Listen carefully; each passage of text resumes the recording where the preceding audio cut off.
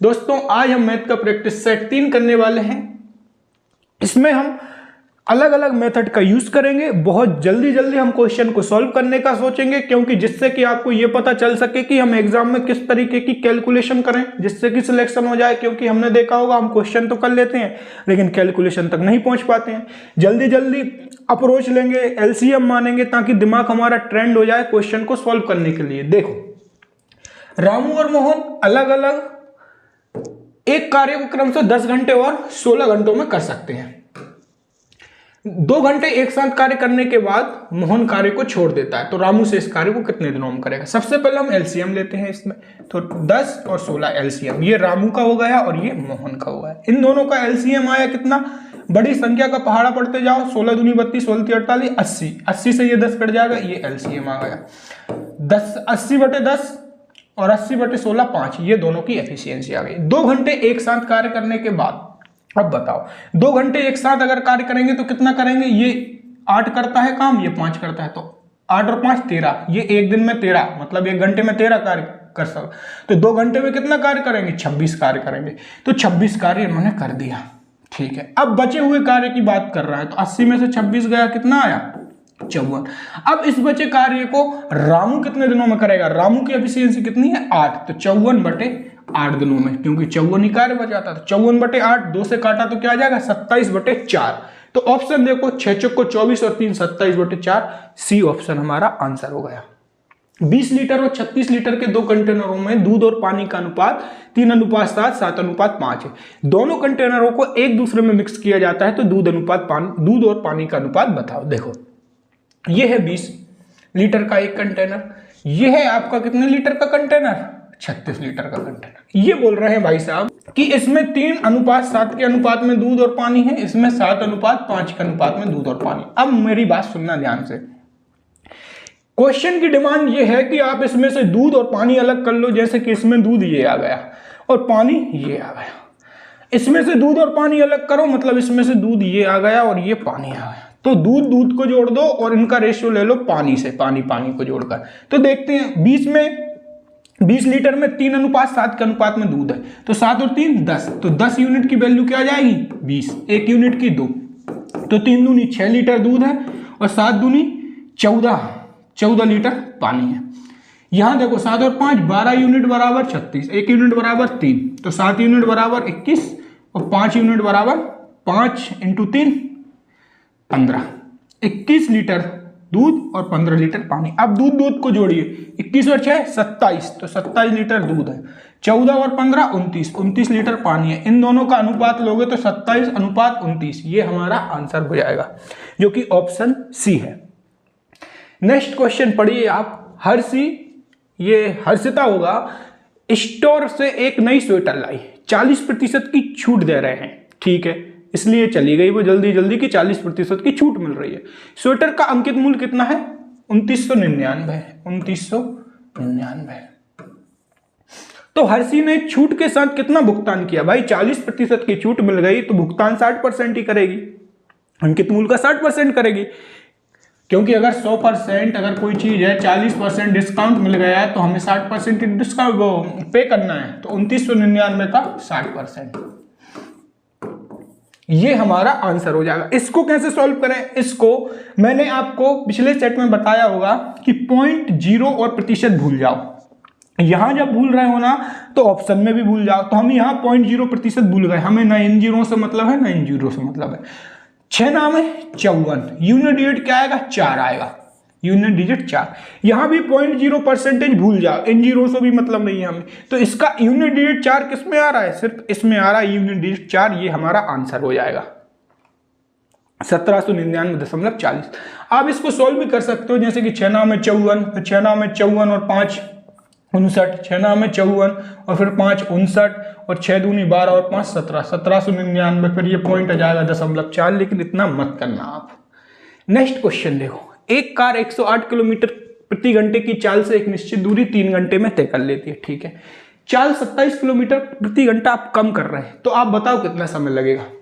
दूरी क्या होती है, वही दूरी तय करना है, स्पीड इंटू टाइम, ये हमारी टोटल दूरी हो जाएगी 108 × 3। पहले चाल कितनी थी 108, कितनी कम करना है, 27, घटा दो 81 आ गया। अब समय निकालना है तो टाइम बराबर क्या हो जाएगा, दूरी बटे 4। अब कितनी करना है, 27 घटा के, पहले 108 थी तो 81 हो गई। काटो, 27 दिया 81, 27 चौको 108 और ये 3 से ये 3 कट गया। आंसर आ गया आपका 4 घंटे। अब नेक्स्ट क्वेश्चन पर चलते हैं। चोर चोरी करके भाग गया और वो ये सोच रहा है कि मैं नहीं पकड़ाऊंगा। 60 किलोमीटर प्रति घंटे की चाल से भाग गया और 30 मिनट के बाद पुलिस को पता चला। तब तक चोर कितना आगे निकल गया, तो आप बोलोगे सर 60 किलोमीटर प्रति घंटे की चाल से, चाल इंटू समय, और समय कितना लेंगे हम, हमारी आवर्स में दिए तो इसे भी हम आवर्स में कन्वर्ट करेंगे, घंटों में कन्वर्ट करेंगे। तो अगर 60 किलोमीटर प्रति घंटा लिखा है तो इसे भी अगर घंटों में कन्वर्ट करेंगे 30 मिनट को तो आधा घंटा। मतलब चोर इतना भाग गया, 30 किलोमीटर तो चोर भाग गया। अब पुलिस को पता चला, तो अब पुलिस ने भी क्या किया, 80 किलोमीटर प्रति घंटे की चाल से पुलिस भाग रही है और चोर भाग रहा है आपका कितने की चाल से, 60 किलोमीटर। अब इसकी डिस्टेंस अगर लेंगे, एक ही दिशा में भाग रहे हैं तो 80 - 60, 20 किलोमीटर प्रति घंटा की चाल से ये पकड़ेंगे उसे। तो 30/20 क्या हो जाएगा, 3/2। ये आपका आंसर हो जाएगा बी। राहुल एक निश्चित दूरी 4 किलोमीटर प्रति घंटे की चाल से तय करता है, उसी मार्ग से 3 किलोमीटर प्रति घंटे की चाल से वापस आ जाता है। तो आपको एवरेज स्पीड निकालना है। इसका फॉर्मूला जब दो दूरी दी हो तो क्या होता है, 2xy / x + y। x क्या रहता है, स्पीड 1, x y क्या रहता है, स्पीड 2। रख दीजिए 2 × 4 × 3 डिवाइडेड बाय 4 + 3 7। कितना आ गया, 4 दूनी 8 या 24/7। अब आपको 24/7 को हल करना है। तो ये नहीं कि हम तो पॉइंट तक ही ले जाएंगे। आप देखो 7 × 21, 7 × 28 तो ज्यादा हो जाएगा, 7 × 21 मतलब 3 आएगा। तो 3 कहाँ है, 7 × 21 में 3 ये है। पॉइंट के बाद कुछ भी आए हमें क्या मतलब, आंसर सी हो गया हमारा। ये एग्जाम के क्वेश्चन है आपके। रोहन अपनी पूरी यात्रा को 3 बराबर भागों में बांटता है। 3 बराबर भागों में बांट ली उसने यात्रा को, मतलब डिस्टेंस यहाँ पर कांस्टेंट है। पहले भाग को 30 किलोमीटर प्रति घंटे, दूसरे को 40 और तीसरे को 50 किलोमीटर प्रति घंटे की चाल से तय करता है। उसकी पूरी यात्रा की एवरेज स्पीड। अब एवरेज स्पीड क्या होगी, 3 है तो कुल दूरी total distance upon total time. अब डिस्टेंस क्या माने सर, तो डिस्टेंस ऐसे केस में हम ये मानेंगे अगर दूरी बराबर है तो इनका एलसीएम स्पीड का 30, 40 और 50, इसका एलसीएम कितना आएगा, इसका एलसीएम आप जब लोगे तो 4 × 12 × 5 = 60, 600 एलसीएम आएगा। तो हम ये मानेंगे कि पहला भाग भी 600, दूसरा भाग भी 600, तीसरा भाग भी 600। ये क्यों मानेंगे बता रहा हूं। तो टोटल डिस्टेंस क्या हो गई, 600 + 600 + 600 1800। अब देखो टोटल डिस्टेंस, टोटल टाइम क्या निकालेंगे हम, टाइम स्पीड, मतलब टाइम होता है डिस्टेंस अपॉन स्पीड। तो 600 में हम 30 का भाग देंगे, पहली बार का टाइम निकल आएगा, दूसरी बार में 600/40, तीसरी बार में 600/50, ये टाइम निकल आया। अब समझोगे आप, अगर यहां आप एक स्पीड मानते तो ये 1/3 फ्रैक्शन बन जाता, यहां एक स्पीड मानते तो 1/4, इसलिए एलसीएम माना ताकि ये स्पीड इस डिस्टेंस से कट जाए। 0 से 0, 0 से 0, 0 से 0, 3 से 60 ये 20 बार जाएगा, तो 60/4 ये 15, 60/5 12, इसको जोड़ो 20, 15, 35 और 12 47, 1800/47। इसको सॉल्व करना है। अब इसको कैसे सॉल्व करेंगे, नीचे 47 तो आएगा ही आएगा, तो ये नहीं होगा, ये नहीं होगा। ये क्या लिखा है हमने, ये लिखा है आपका 35 सही 14/47 और ये लिखा है 38 सही 14/47, ये लिखा है। 0 लाना है आपको लास्ट में। तो देखो यूनिट डिजिट पकड़ो, 4 × 5 = 20, 20 और 4 = 24, 0 तो नहीं आएगी। सॉरी ये 47 है ना, ये 47, 7 × 5 = 35, 35 × 4 = 39, नहीं आई 0। 7 चौको 7 × 8 = 56, 56 और 4 = 60, इसमें आ गई आपकी 0। तो 0 लाना है तो 0 इसमें आ रही है, तो आपका ऑप्शन डी हो जाएगा। आप इसको जब सॉल्व भी करेंगे कि 38 × 47 + 14 डिवाइडेड बाय 47, ऐसे ही सॉल्व करोगे तब भी देखो 8 × 7 = 56, यूनिट डिजिट 6 और इसका यूनिट डिजिट है 4, तो 6 और 4 यूनिट डिजिट क्या आ जाएगा 10, तो 10 में यूनिट डिजिट 0 बनेगी और हमें 0 ही लाना है ऊपर। तो इस तरीके से हम इसको सॉल्व करेंगे। नेक्स्ट क्वेश्चन देखो, ए एक कार्य को 8 दिनों में, बी 24 दिनों में, तो सबसे पहले एलसीएम लिख लिया हमने, एफिशिएंसी भी निकाल ली एलसीएम लिख के कि 8 या 24 और 24 एकम 24। अब बोलो भाई साहब आगे क्या बोल रहे हो, एक साथ शुरू करना है लेकिन कार्य पूरा होने से 4 दिन पहले काम छोड़ देता है तो संपूर्ण कार्य को कितने दिनों में पूरा होगा। इसका जरा सुनना आप, अगर कोई व्यक्ति यहां तक काम करते हुए चला गया और ये भी व्यक्ति यहां तक काम करते हुए चला गया, लेकिन इसने यहां काम कंप्लीट होने वाला था लेकिन छोड़ दिया, तो इसका जो भी काम जितने दिन पहले छोड़ रहा है उसे हम शामिल कर लेते हैं। तो 4 दिन में एक कितना काम करेगा, अगर एक दिन में 3 करता है तो 4 दिन में 12 काम करेगा। तो कुल काम 24 है, इसमें 12 शामिल कर लो, 36 हो गया। अब पढ़ो आप, ए और बी द्वारा लिए गए दिनों की संख्या, तो ए और बी की एफिशिएंसी कितनी है, 3 और 1 4, तो 36/4, आंसर आ जाएगा आपका 9, आंसर आ जाएगा आपका 9। नेक्स्ट क्वेश्चन पर चलते हैं। एक वस्तु का मूल्य 2 वर्ष में घटकर 18,000 से, बस ये हो गया, कितना हो गया, यहां पर वैल्यू नहीं दी, एक वैल्यू आएगी, जरा आप रुकना, मैं बता रहा हूं क्या हो सकती है। एक वस्तु का मूल्य 2 वर्ष में घटकर 18,000 रुपए से, तो वस्तु के मूल्य में मूल्यह्रास की वार्षिक दर ज्ञात कीजिए। 18,000 है यहां पर, है ना, 900, 300, 729, 1458, 14,580। ये क्वेश्चन ये है दोस्तों कि वस्तु का मूल्य 2 वर्ष में घटकर 18,000 रुपए से 14,580 रुपए हो गया, तो आपको मूल्यह्रास की दर ज्ञात करना है। अब इसमें आप फॉर्मूले में मत पढ़ना कि हम कैसे निकालेंगे, ये सवाल सिंपल सा है, जैसे सीआई में करते थे कि पहली साल मान के चलो x से y हुआ होगा, दूसरी साल x से y हुआ होगा, तो हम यहाँ क्या लिखते थे, x स्क्वायर और y स्क्वायर, इनका गुणा करके। तो हम अभी भी यही लिखेंगे दोस्तों कि हमें काटते हुए जाना है और हमें रेशियो लाना है। 2 वर्ष की बात हो रही है तो स्क्वायर जब तक नहीं आए तब तक हमें रेशियो लाना है, सिंपलेस्ट फॉर्म लिखना है। 18,000 से 14,580 को काटना है, 0 से 0 गई, 1800 और 1458 बचा हमारे पास, 2 से काटा ये 900 हो गया, 2 से काटा ये 729 हो गया, 3 से काटा तो 300 हो गया, और इसे 3 से काटा तो ये हो जाएगा आपका 243, फिर इसे 3 से काटा तो ये आ जाएगा 100, फिर इससे सॉरी ये 243 होगा, 3 से काटा तो ये आ गया 81। यहां से हमें ना निकला 10 का स्क्वायर और 9 का स्क्वायर, 10 का स्क्वायर और 9 का स्क्वायर, तो x रेशियो बाय, पहले 10 से 9 हुआ होगा, फिर 10 से 9 हुआ होगा, तभी तो ये क्या आया होगा, गुणा करके 10 का स्क्वायर और 9 का स्क्वायर। तो पहली साल में 10 से 9, और पहली साल में रेट निकालते हैं, तो 10 से 9 एक घटा कितने पर, 10 पर, इंटू 100, क्या आ गई रेट, 10%। क्वेश्चन जल्दी इसलिए कर रहे हैं क्योंकि प्रैक्टिस सेट है ये हमारा। 24 और 36 का तृतीय अनुपाती, जब भी तीसरा अनुपाती देखे तो क्या बोला है मैंने, तीसरा अनुपाती बोले तो इसके पास में जो दूसरी संख्या है ना, इसे 2 बार लिख दो और पहली संख्या का भाग दे दो 24 का, 12 दूनी 24, 12 तिया 36, हाँ 12 दूनी 24, 12 तिया 36, 2 से 36 जाएगा आपका 18 बार, तो 3 गुणा 18, ये आपका आंसर आ गया, क्या आ गया, 18×3 = 54। अब देखो, 2 शंकुओं का आयतन 3:2 के अनुपात में है, उनकी त्रिज्याएं 3:4 के अनुपात में, उनकी ऊंचाई का अनुपात आपको ज्ञात करना। ये शंकु है, आयतन क्या रहता है शंकु का, 1/3 πr²h, ये वॉल्यूम हो गया। एक्स्ट्रा फैक्टर याद रख लो, इसका कर्व सरफेस एरिया रहता है πrl, टोटल सरफेस एरिया रहता है πr+l। हमसे वॉल्यूम पूछा है कि वॉल्यूम का अनुपात भैया इतना है, तो वॉल्यूम का अनुपात मतलब V1/V2 हमें दिया है, कितना है, 3/2 है। और वॉल्यूम होता क्या है, 1/3, पहले का लिखेंगे तो πr1² × h1, दूसरे का लिखेंगे तो 1/3 πr2² × h2, ये नीचे आ जाएगा।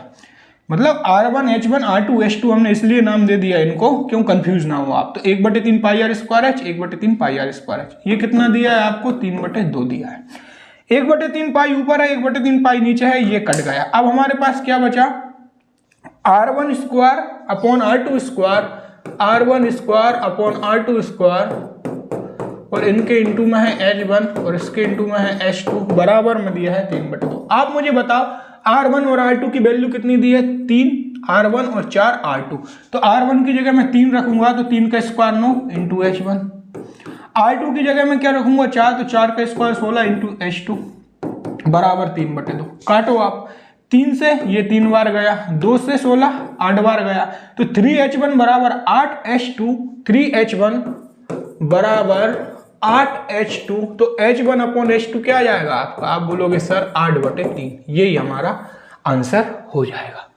नेक्स्ट क्वेश्चन पर चलते हैं दोस्तों। हमें ये ट्रिक देखना है कैलकुलेशन की कि हम तुरंत कैसे कर रहे हैं। बस 5750 पर एक वर्ष के लिए 16% की दर से वार्षिक रूप से चक्रवृद्धि होने वाले ब्याज और अर्धवार्षिक रूप से चक्रवृद्धि होने वाले ब्याज के बीच अंतर ज्ञात करना है। कहने का मतलब यह है दोस्तों कि ये कोई राशि है 575 इसे एक बार वार्षिक दिया मैंने 16% पर, तो एक साल की बात चल रही है, ठीक है। दूसरी बार अर्धवार्षिक, मतलब पहले 6 महीने के लिए लूंगा रेट, फिर 6 महीने के लिए लूंगा रेट।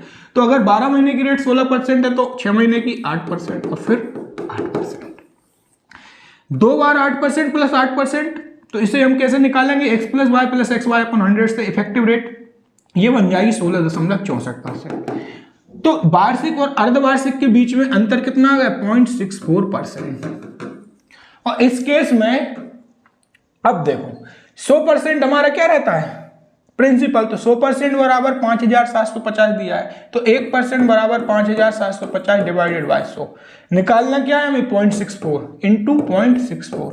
हमारे पास कैलकुलेशन बनी 5750 डिवाइडेड बाय 100 इंटू 0.64। पॉइंट हटेगा, यहाँ 2 जीरो आ जाएंगी, 1 जीरो से 1 जीरो कैंसिल हो गई हमारी। 5 से काटा तो 5 दूनी 10, 200 बना। 5 से काटा, 5 एकम 5, 5 एकम 5 और 5 25, 115। फिर हमने क्या किया? फिर 5 से काटा तो यहाँ आ गया 40 और यहाँ आ गया हमारा 23, और फिर यहाँ है 40, तो फिर इसको काटा हमने 4 से, तो ये आ गया हमारा 16, नीचे बचा 10, तो 23 गुणा 16 डिवाइडेड बाय 10।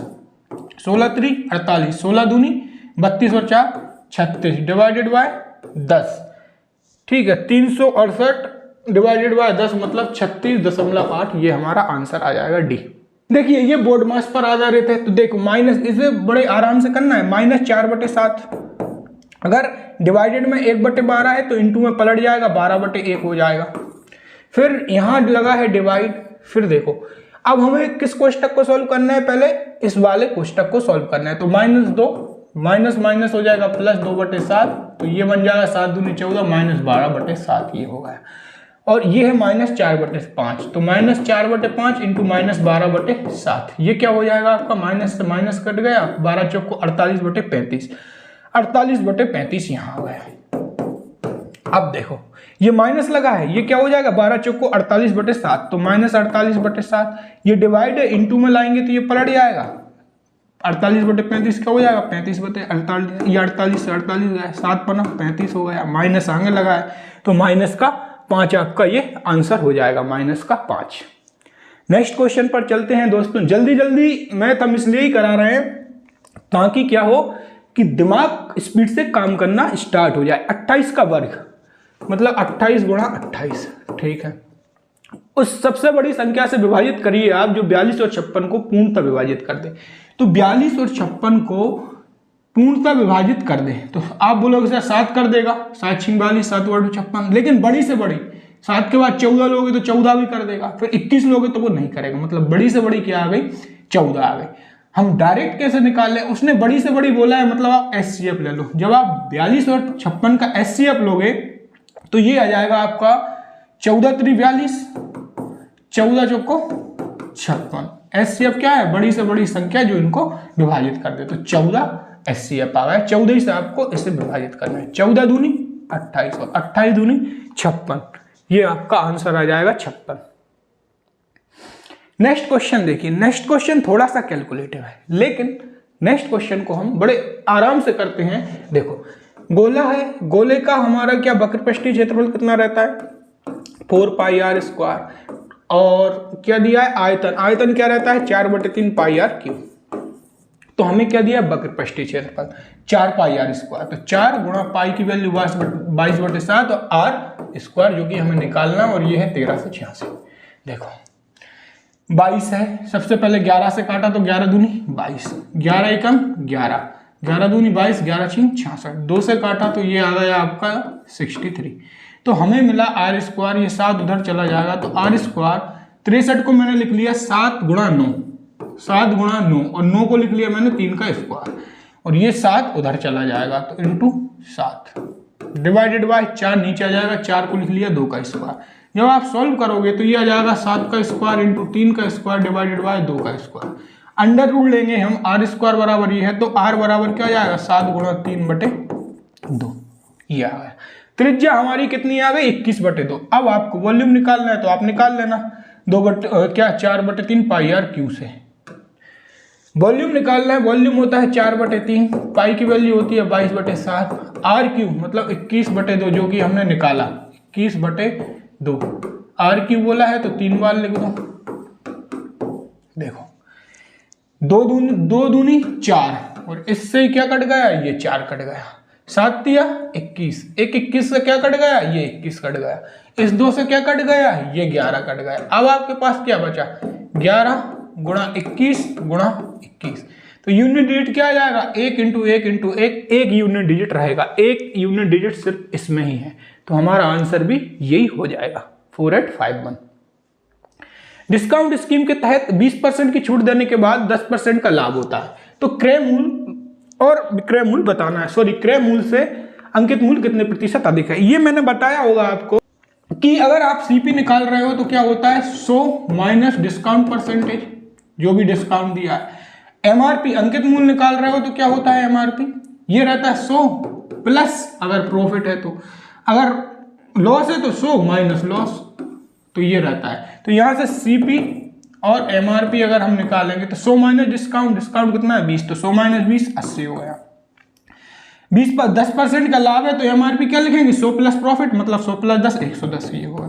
0 से 0 8 से 11 का रेशियो बन गया आपका, कितना बड़ा 3, किस पर बड़ा 8 पर इंटू 100। अब आप बताओ इसे सॉल्व करना है आपको 300/8 को, आंसर आ जाएगा। तो हमने देखा 8 दिया 24 3 बार जाएगा, बचे यहाँ पर 6, 8 7 56 7 बार जाएगा। अब पॉइंट के बाद कुछ आएगा लेकिन वो भूल जाओ क्योंकि 37 ही हमारा आंसर हो जाएगा, क्योंकि 37 ना यहाँ है ना यहाँ है ना यहाँ है। तो इस तरीके से दोस्तों हमें सॉल्व करना है इन क्वेश्चनों को। फिर एक और नेक्स्ट क्वेश्चन आ गया, दिमाग थोड़ा हिल रहा होगा क्योंकि इसी स्पीड से इस पेपर को सॉल्व करना है हमें, जो स्पीड मैं आपको यहाँ दे रहा हूँ। एक मेज जिसका अंकित मूल्य 300 रुपये है, ठीक है 300 लिख लिया हमने, 20% की और 10% की क्रमिक छूट। आप मुझे बताइए अगर 100% कोई चीज है अंकित मूल्य, 20% को आपकी छूट दे दी तो बेचेगा कितने में, वो 80% में, ठीक है 20% की छूट 10% की छूट और फिर नगद भुगतान पर 5% की छूट पेशकश की, तो मेज के लिए नगद मूल्य बताओ मतलब विक्रय मूल्य बताओ। तो 20% की छूट दी पहले तो 80% आ गया, फिर उसने 10% की छूट दी तो 90% आ गया, फिर उसने 5% की छूट दी तो 95% आ गया।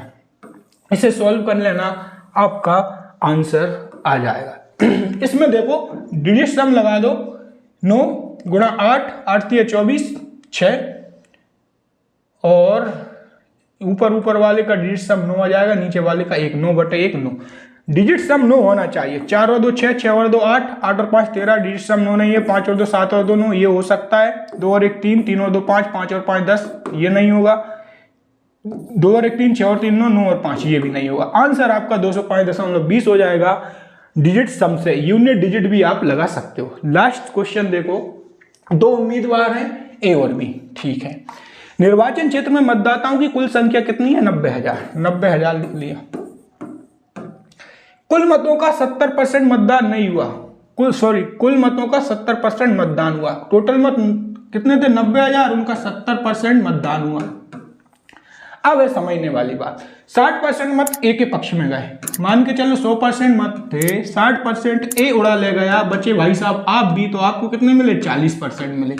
तो बी को कितने मत प्राप्त हुए, इन सब का 40% मिले। ये सॉल्व करना है आपको, ये सॉल्व करिए। तो एक तो यही मेथड है कि यहां की 0.0 सब भूल जाओ और ऑप्शन की 0.0 भी सब भूल जाओ, तो आपके पास क्या बचेगा, सिर्फ 9 गुणा 7 गुणा 4 बचेगा। 7 चौको 28, 28 गुणा 9, 28 गुणा 9 करोगे आप तो क्या जाएगा, 9 8 72 और 9 दूनी 18, 18 7 25, 252। 252 यहां दिखे, आंसर मार्क कर दो। यहां 252 दिख रहा है, नहीं। यहां दिख रहा है, नहीं। यहां दिख रहा है, हाँ, यही आंसर हो गया। दूसरी मेथड ये है, डिजिट सम लगा लो। 9 गुणा 7 गुणा 4, इसका डिजिट सम क्या आएगा? 9 ही आएगा। तो देखो इसका डिजिट सम क्या 9 है, 5 और 2 7 और 2 9, इसका डिजिट सम भी 9 है। तो इस मेथड से ऐसी अप्रोच हमें यूज करना है। डिजिट सम हो, यूनिट डिजिट हो, इनका हमें बेस्ट तरीके से इंप्लीमेंट करना है ताकि देखते सही हमारा आंसर आ जाए। और सेट लेकर आते हैं दोस्तों। अगर वीडियो पसंद आए तो प्लीज वीडियो को लाइक शेयर सब्सक्राइब और कमेंट करना बिल्कुल ना भूलें।